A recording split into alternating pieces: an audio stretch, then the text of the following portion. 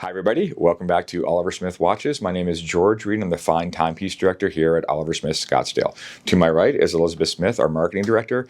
And today we're going to introduce you to arguably the finest watch to come out of Germany, Moritz Grossman.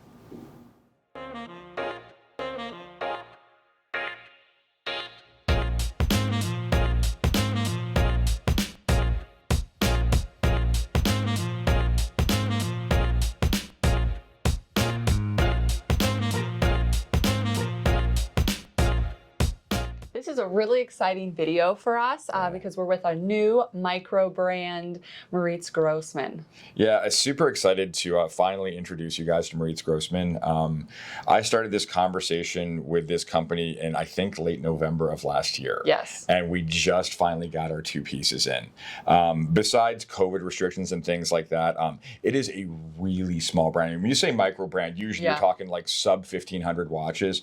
These guys, in a good year, I think their production is up to 300 now. And it is some of the best movement finishing I have ever seen. And I know I've said this before, and I want to qualify it just a little bit. I've called certain manufacturers the best production watch. Okay. I can even call this a production watch. At 300 pieces, this is a hand-wrought bespoke piece at that point. Yep. You're getting dangerously close to like the Roger Smiths of the world, the Carries, this is just some of the finest watches out there. To go further than this, you're literally talking to a guy and having him make a watch for you. Right. And 300 global production, Yeah. That's insane. Normally we're talking about brands who are doing a lot more production than that. And I recently read an interview with their CEO, and she said even with the brand wanting to build the brand and take off, max they're ever going to get to is 800 to 1,000 watches. And slowly over time. What I've liked about the relationship of getting to know the brand too is this is not a flipping company. This is a company that they're going to try to get to that 800,000 production, but they're going to do it very methodically. 800, you mean not 800,000? No, not 800,000. 800 to 1,000 watches. Got it. But they will do it very, very methodically, very thoughtfully. They don't want to outgrow their station, and they want to make sure that they're giving you the exact same quality time and time again. So let's talk a little bit about the history and where it comes from. Sure. Moritz Grossman was a watchmaker during the 1800s, mid-1800s.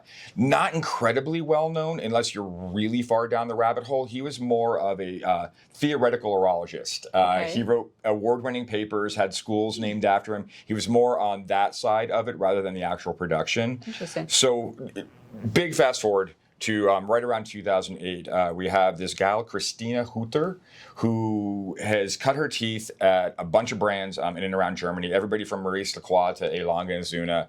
And she knew about Grossman and really wanted to celebrate the history of this man and his brand. Mm-hmm. So with little help from her friends and family, she was able to get a pile of money together and purchase the brand name, one, and two, start a production level unlike anybody in Glashütte has ever seen. Mm-hmm. This is the only company in Glashütte, and this is really weird. I mean, Glashütte is this bed of watchmaking. They're the only company that makes their own hands. Apparently, hands are insanely difficult to make. I had no idea. Yeah. For one set of hands, it's about 8 hours of craftsmanship time.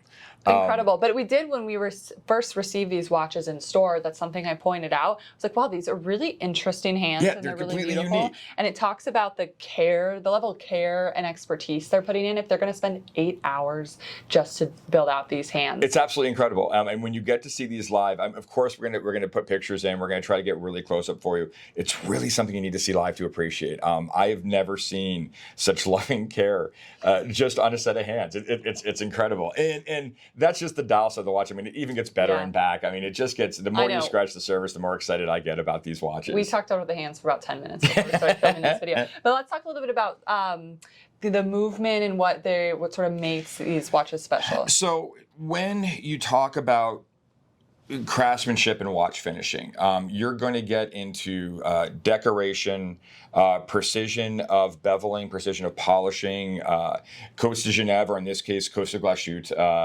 and hand engraving.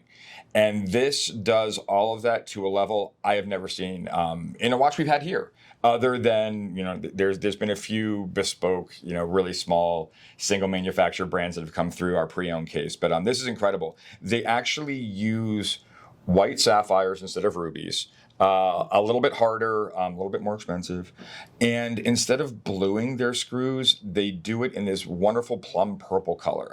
It's almost a brown purple. It's really, really hard to attain. It's twofold. It is a little bit harder than bluing, so it's a little bit more structural, integral, but it's really for the beauty of it. It is a nod towards a colorway, if you will. So you have German silver, this beautiful pop of white with this wonderful brown purple behind it. The engraving on the barcock is like none I've ever seen. And you have to make the comparison. The only other company that's doing stuff like this is Elonga and Suna. And frankly, this is a higher level. Yeah. Lange can't do it. I mean, 4,000 watches versus 300. They just have more time to do this right. Even the engraving on the base plate of the manufacturer of the particular model is all hand engraved, and nobody does that. Nobody does that. Yeah, it's old school, it's classic, but not old school. Is purple sort of a color of theirs? Because I saw the dial. So they are doing a version of this central seconds in purple as well. If it's not, I think it's going to be. I am seeing a trend with these guys that they're really embracing the purple on their hands. In this particular case, with the tremblage piece, they have done blued steel hands, but typically on the gold version, they do that purple steel on the hands as well. So yeah, you're going to see it more and more as we get to know this company. You'll learn to embrace the purple. Yeah, and to pick purple very much, I think, makes them a modern watch brand, which is what they've been going for. So thanks for tuning in. I hope this video made you as excited about Moritz Grossman as we are. If you have any questions, leave them below for us, and make sure to subscribe for more content like this. Thanks for watching.